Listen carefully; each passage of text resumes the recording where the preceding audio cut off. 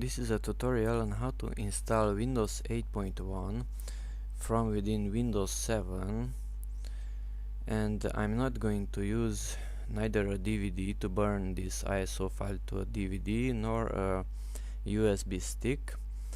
First I have to boot the computer from this ISO file, and for that I'm going to use EasyBCD. Okay, let's go to add new entry, go to ISO, here add path, this yellow icon, browse to the ISO file and click open and add entry. This is a short defragmentation. Okay, and let's edit. Let's go to edit boot menu, and here it is. The rest of the operating systems are already installed, and this is the ISO file. Let's rename it Windows 8.1 and ISO. Press enter. OK, and the computer will boot from that ISO file, this one. Okay, but I can't install Windows itself from this ISO file. I have to extract it. For that I'm using Power ISO, and let's push the extract button, and let's extract all files to, let's say, that path, and click OK. So I'm going to start the computer from this ISO file, and after that I will install Windows itself from this folder where the setup is extracted.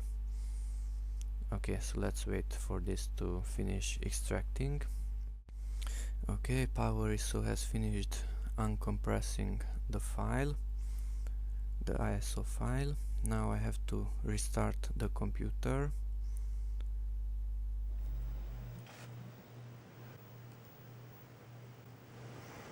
Okay, and this is the boot menu. I have multiple operating systems here. The last one is Windows 8.1. Let's press enter on it. Press any key to boot from CD, DVD. Okay, and here at this screen I'm pressing Shift F10, Shift plus F10, and this command prompt window appears, and I'm going to install Windows 8.1 into a VHD file, that is a virtual hard drive. Okay, first of all let's go to the C drive. Okay, let's type there and see, this is the 320 gigabyte hard drive. No, it's not this one I want. Let's type D and here again, and Win 8.1 kit is here. Okay, let's go into that one, CD Win 8.1 kit. Okay, and CD sources. Okay, and from this directory I will install Windows 8.1, but first let's create the virtual hard drive. For that, type disk part, press enter, wait a few seconds until it starts. Okay, and let's see, it's the D drive, and let's install the VHD file into the VHD directory. And for that let's type create vdisk file equal and the path the VHD directory, and let's give a file name Win8.1 and from enterprise and .vhd the extension. Okay, and type equal expandable.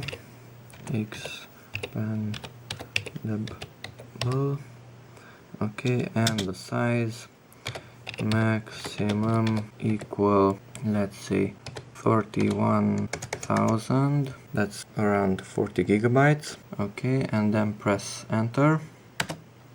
It was created successfully. Now press the up arrow key to call back the command. Go to the beginning with the home key, and instead of create, delete this one. Instead of create, type select. Okay, virtual disk, the path, it's okay, and we don't need the type and the maximum size, so we're going to delete that one. Click OK, enter. And now that the file is selected, let's attach the disk. Okay, and that's it.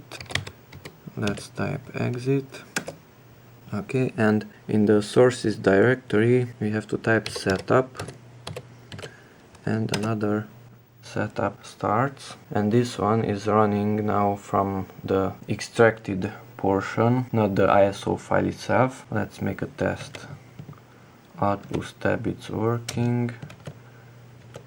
This one, this is the old one. This one started from the ISO file. If I'm clicking next and install now, it won't work like this. Okay, let's close it and let's do this one. This one is starting from the ISO file and I get this error. A media drive, your computer is missing, so it's not finding the CD or DVD which is inserted, which is an ISO file in this case. Okay, let's close this window, quit yes, and go back to this window and type setup again. Okay, so the setup must be started from an extracted folder. Let's click next. I accept the terms, click next, custom down here, and here it is, the unallocated space, the 40 GB virtual hard drive that was created. Windows says that the Windows can be installed onto this drive, but just ignore that error. Click next, and Windows is starting to install.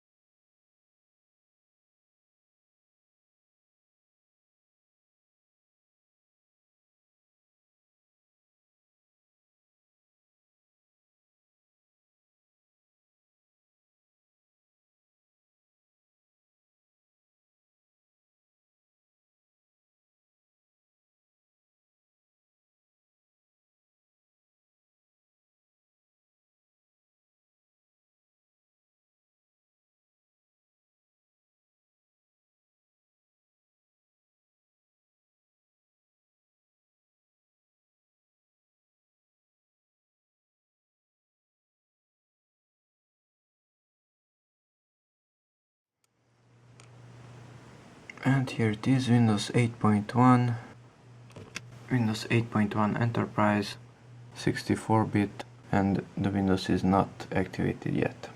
Okay, that's it. Thank you. Bye bye.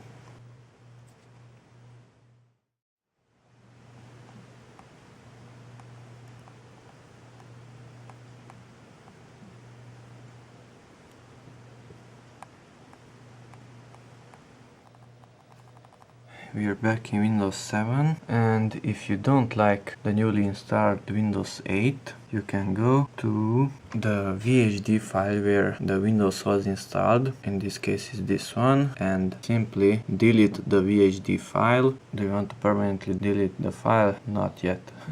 Okay, but if you don't want it, you just delete the file and run EasyBCD, and by going to edit boot menu and modifying this timeout value, let's say 5 seconds, you can simply restore the bootloader to the Windows 7 bootloader. Okay, I leave it here right now. Let's restart the computer and see the new Windows 7 bootloader menu. And here it is, the newly restored Windows 7 bootloader. And of course, after deleting the VHD file of Windows 8.1, you can delete this boot menu entry, this one, which says Windows 8.1. That's it. Thank you. Bye bye.